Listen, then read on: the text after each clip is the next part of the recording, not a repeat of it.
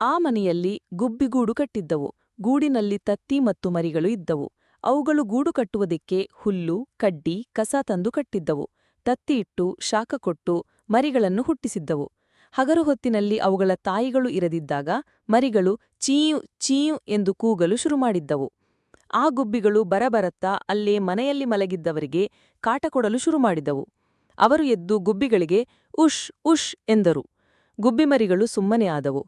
ಸಂಜೆ ಆಗುತ್ತಾ ಬಂದಿತು. ಅವುಗಳ ತಾಯಿ ಬಂದಿತು. ಆವಾಗ ಗುಬ್ಬಿಗಳು ಮತ್ತು ಮರಿಗಳು ಖುಷಿಯಿಂದ ಇದ್ದವು.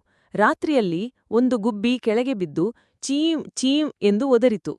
ರಾತ್ರಿ ಎದ್ದಿದ್ದ ಒಬ್ಬ ಸಣ್ಣ ಹುಡುಗ ಗುಬ್ಬಿಮರಿಯನ್ನು ಹಿಡಿಯಲು ಬಂದ. ಅಷ್ಟೊತ್ತಿಗ ತಾಯಿ ಗುಬ್ಬಿ ಬಂದೇ ಬಿಟ್ಟಿತು. ಹುಡುಗ ದೊಡ್ಡ ಗುಬ್ಬಿಯನ್ನು ನೋಡಿ ವಾಪಸ್ಸು ಒಳಗೆ ಓಡಿಹೋದ. ಬೆಳಗಾಯಿತು. ಗುಬ್ಬಿಗಳು ಚೀಂ ಚೀಂ ಎಂದು ಕೂಗುವ ಶಬ್ದಕ್ಕೆ ಮಲಗಿದ್ದವರು ಎದ್ದರು. ಎದ್ದು ಬೆಳಗಿನ ಕ್ರಿಯೆಗಳನ್ನು ಮುಗಿಸಿಕೊಂಡು ಊಟ ಮಾಡಿ ಹೊಲಕ್ಕೆ ಹೊರಟರು. ಗುಬ್ಬಿಗಳು ತಮ್ಮ ಮರಿಗಳನ್ನು ಬಿಟ್ಟು ಆಹಾರ ಹುಡುಕಲು ಹೊರಟವು. ಹುಡುಕುತ್ತಾ ಒಂದು ಹೊಲಕ್ಕೆ ಬಂದವು. ಹೊಲದಲ್ಲಿ ಜೋಳ ಇದ್ದವು. ಜೋಳವನ್ನು ನೋಡಿ ತಿನ್ನಲು ಕುಳಿತಾಗ ಹುಡುಗ ಒಂದು ಗುಬ್ಬಿಗೆ ಕಲ್ಲು ಹೊಡೆದ.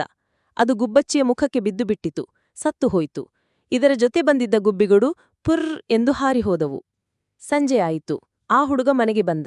ಮನೆಯಲ್ಲಿ ಗುಬ್ಬಿಮರಿಗಳು ಅಮ್ಮನಿಗಾಗಿ ಹುಡುಕುತ್ತಿದ್ದವು.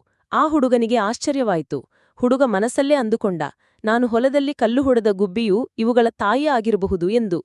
ಗೂಡನ್ನು ಕೆಳಗೆ ಇಟ್ಟ. ಗುಬ್ಬಿಗಳನ್ನು ಗೂಡಿನಿಂದ ಹೊರತೆಗೆದು ಅವುಗಳಿಗೆ ಕಾಳು ಹಾಕಿ ನೀರು ಇಟ್ಟ. ಹಾಗೆ ಹೊಲದಲ್ಲಿಯೂ ಗುಬ್ಬಿಯ ಗೂಡುಗಳಿಗೆ ಕಾಳು ಹಾಕಿ ನೀರಿನ ಕುಂಡಗಳನ್ನು ಇಡತೊಡಗಿದನು. ಮಕ್ಕಳೇ, ಪ್ರಾಣಿ ಪಕ್ಷಿಗಳನ್ನು ನಾವು ಪ್ರೀತಿಸಬೇಕು. ನಮ್ಮಂತೆ ಅವುಗಳನ್ನು ಬದುಕಲು ಬಿಡಬೇಕು ಮತ್ತು ಪ್ರಾಣಿಪಕ್ಷಿಗಳಿಗೆ ಹಾನಿ ಮಾಡಬಾರದೆಂಬುದು ಈ ಕಥೆಯ ಸಾರಾಂಶವಾಗಿದೆ.